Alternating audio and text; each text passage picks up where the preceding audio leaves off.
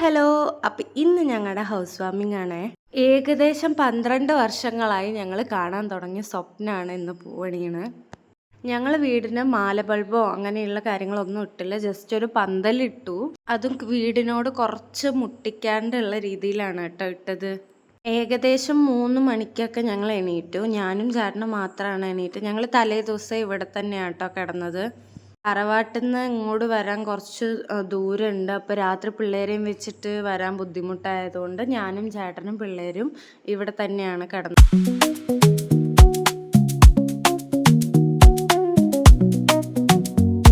അങ്ങനെ ഗണപതി ഹോമം തുടങ്ങി. ഞങ്ങൾ ഗണപതി ഹോമം മാത്രമാണ് കേട്ടോ പറഞ്ഞിട്ടുണ്ടായിരുന്നത്. ഞങ്ങൾ പിള്ളേരെ വിളിച്ചില്ല, പിള്ളേർ ഉറങ്ങട്ടെ വിചാരിച്ചു. ഒരു സ്വപ്നമാണ്, പക്ഷേ എങ്കിൽ പോലും നമ്മൾ ഒരു ചടങ്ങുകൾ ഉള്ളത് കൊണ്ട് തന്നെ പിള്ളേർ എണീറ്റ് നമ്മുടെ കാലിൽ പിടിച്ചുകൊണ്ടേയിരിക്കും. നമുക്ക് നടക്കാനോ വിളക്കെടുക്കാനോ അങ്ങനെ നമുക്ക് ചടങ്ങുകളൊന്നും നടത്താൻ പറ്റില്ല. അപ്പം അതുകൊണ്ട് തന്നെ ഞങ്ങൾ പിള്ളേരെ എണീപ്പിക്കാതെ ചടങ്ങുകളൊക്കെ ചെയ്യാൻ തുടങ്ങി. അപ്പോഴേക്കും റിലേറ്റീവ്സൊക്കെ വന്നു.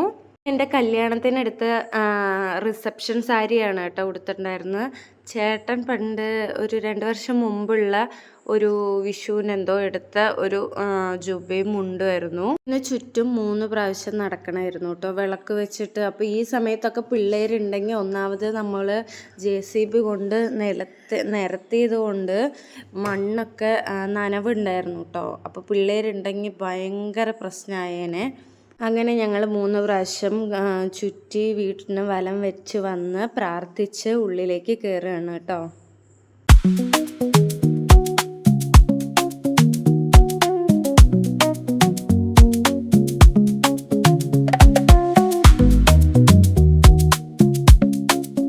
എനിക്ക് ഈ അവസരത്തിൽ ദൈവത്തിനോട് നന്ദി മാത്രമേ കേട്ടോ പറയാനുണ്ടായിരുന്നുള്ളൂ. കാരണം നമ്മൾ സ്വപ്നം എന്ന് പറയണത് അത് യാഥാർത്ഥ്യമാക്കി തന്നത് ദൈവം എന്ന് പറയുന്ന ഒരാളുടെ കരം കൊണ്ട് മാത്രമാണ്.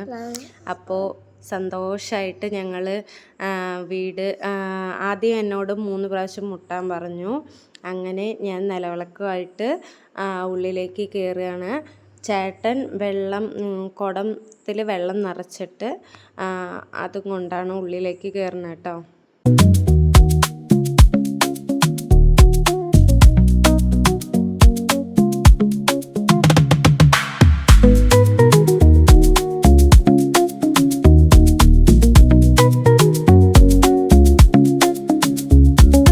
ആദ്യം പൂജാ റൂമിൽ വെച്ച് പ്രാർത്ഥിച്ചതിന് ശേഷം അടുക്കളയിലേക്ക് കൊണ്ടുപോകാനാണ് കേട്ടോ പറഞ്ഞത്.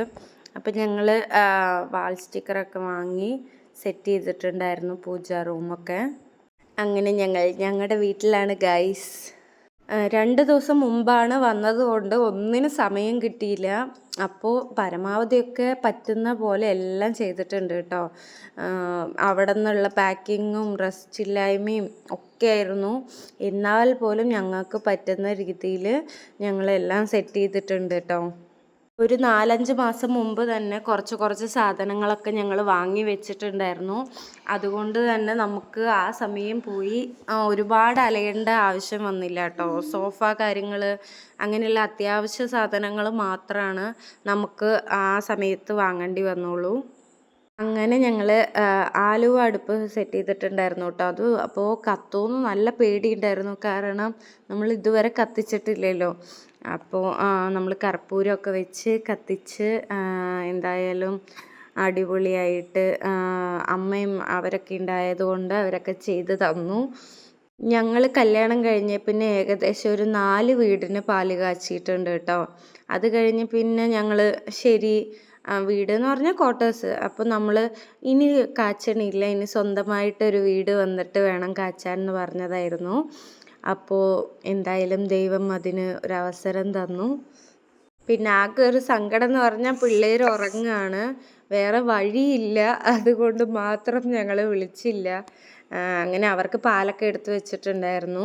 പക്ഷെ ഇതൊക്കെ കഴിഞ്ഞ് കഴിഞ്ഞപ്പോൾ പിള്ളേർ ഉറങ്ങണത് നല്ലതായി എന്ന് തോന്നി. കാരണം ഇതിൻ്റെ ഇടയിൽ കൂടെ ഭയങ്കര ബുദ്ധിമുട്ട് ഓടിച്ചാടി നടന്നേനെ.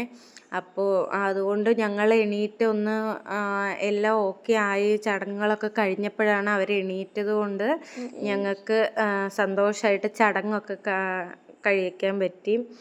അപ്പോൾ ഇന്നത്തെ വീഡിയോ ഇത്രയൊക്കെ ഉള്ളൂ. ഇനി അടുത്ത വിശേഷങ്ങളായിട്ട് വരാട്ടോ. ബായ്.